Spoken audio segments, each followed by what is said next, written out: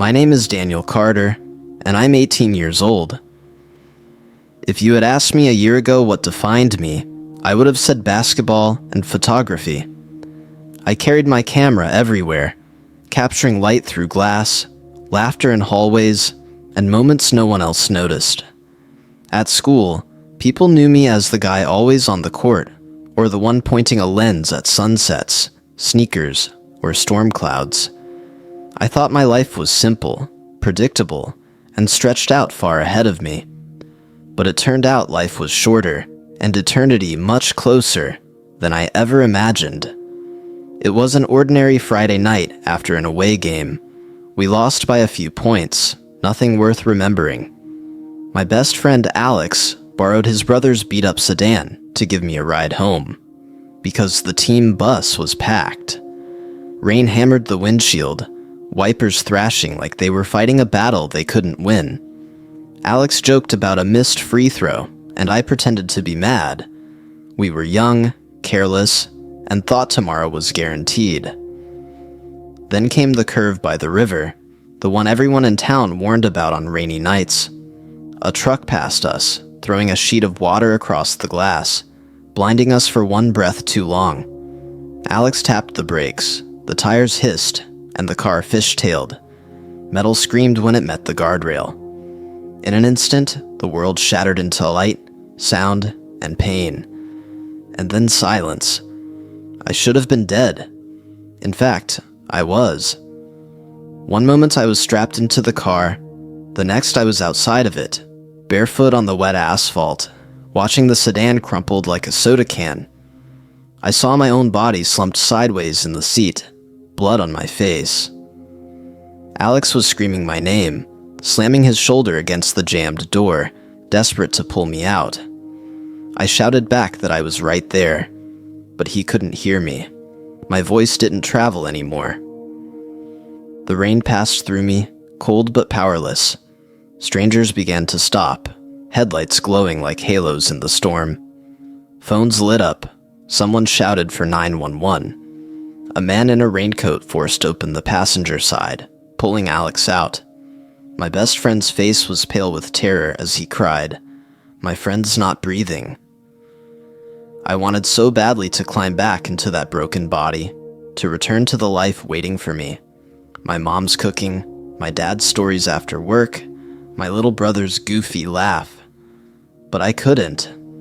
I was already on the other side of something. Then came the pull. Gentle, not forceful, like a hand extended toward me. My feet lifted from the ground, or maybe the ground slipped away. The chaos below, the flashing hazards, the shouting, the sirens, grew smaller as I rose into a softness I can't explain. It wasn't the storm. It was something beyond it. And then there was light. Not blinding, not harsh, but warm and alive, as if it had waited for me since before I was born. I moved through it like stepping into music, every part of me vibrating with love. That's when I saw him, Jesus. I can't explain how I knew. It wasn't because of paintings or Sunday school stories. My soul simply recognized him before my mind could form words. His presence filled everything without crowding anything.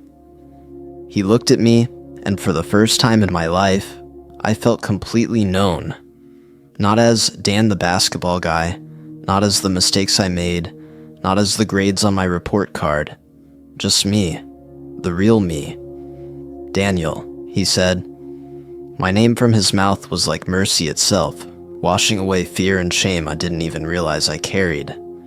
Tears filled my eyes, but they weren't painful. They were pure release. "Am I dead?" I whispered. "Your body is between," he answered, his voice arriving inside me without needing sound. "But I wanted to speak with you."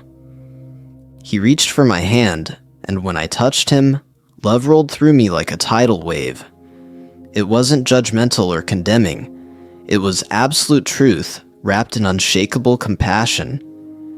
In his presence, I experienced a review of my life. Moments flashed before me. Times I had been kind, like sharing food with a kid who forgot his lunch.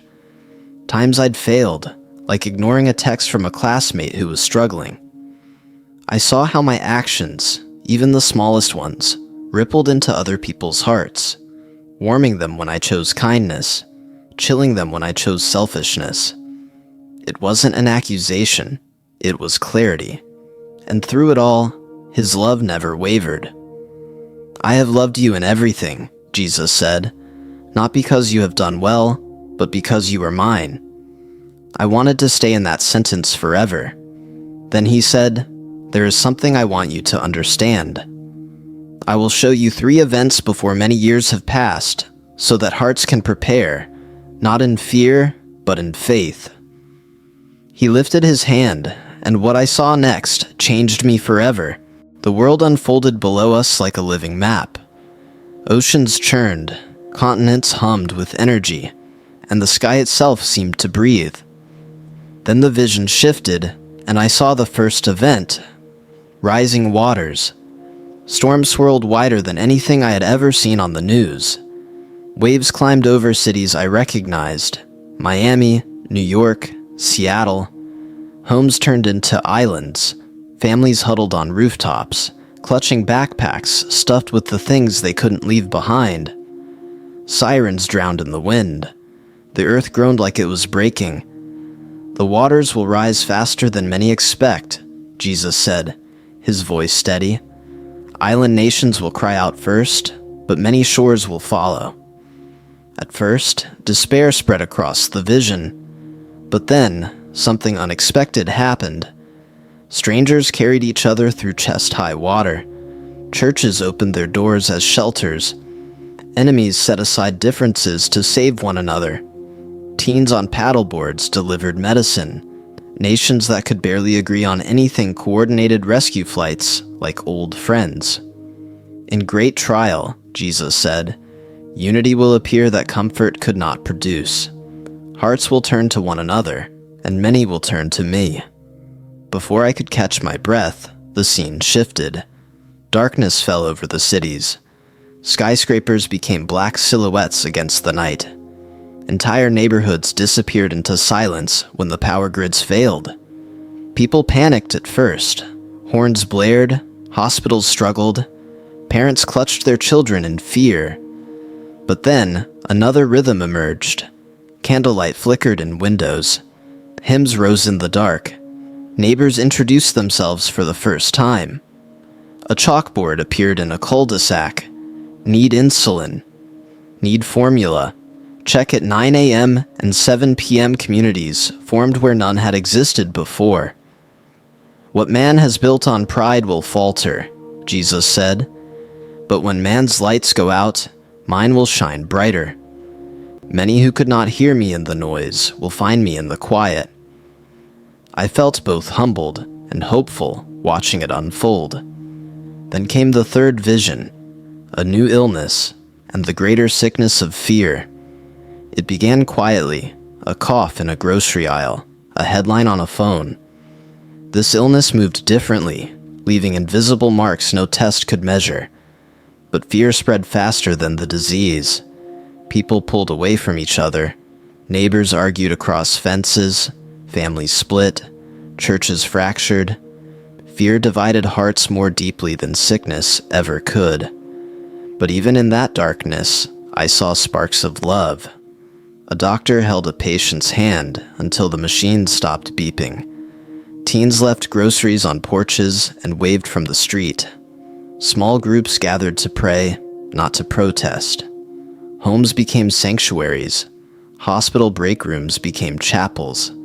Social media feeds turned into lifelines of encouragement. Some will use fear to divide my children, Jesus said. But suffering will reveal how much you need one another, and how much you need me. It is not the disaster that defines these days, but how hearts respond. I stood there trembling, overwhelmed by the weight of what I had seen. Then he showed me something even more powerful. A tapestry of living light stretched before us, woven from countless glowing threads. Each thread pulsed with life. These are prayers, Jesus explained. He touched one, and it brightened like a city waking up window by window. The light rippled outward, connecting people in ways I couldn't trace. Strangers to neighbors, teachers to students, nurses to patients. "This one is yours," he said, showing me a thread.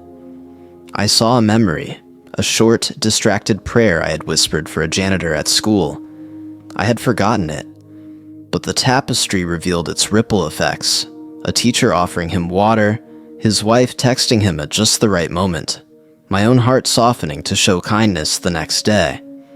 Even the smallest prayer mattered. None were wasted. "In the days ahead," Jesus said, "prayer will not just be important, it will be essential." I wanted to gather every prayer, every act of kindness, every thread of hope, and offer them to the broken world I had just witnessed. "Can I stay here?" I asked, aching with longing.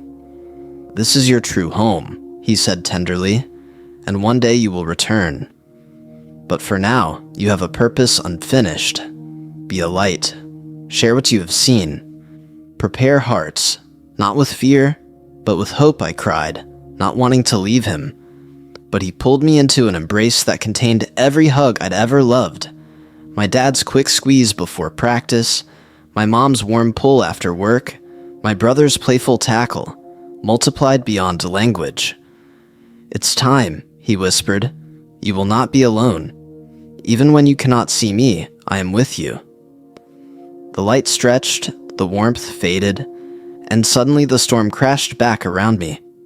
Oxygen burned in my chest. Pain slammed into my ribs. Voices shouted my name. I gasped, alive again. When I opened my eyes in the hospital, monitors beeped, and my mom was sleeping in a chair beside me. My dad held my hand.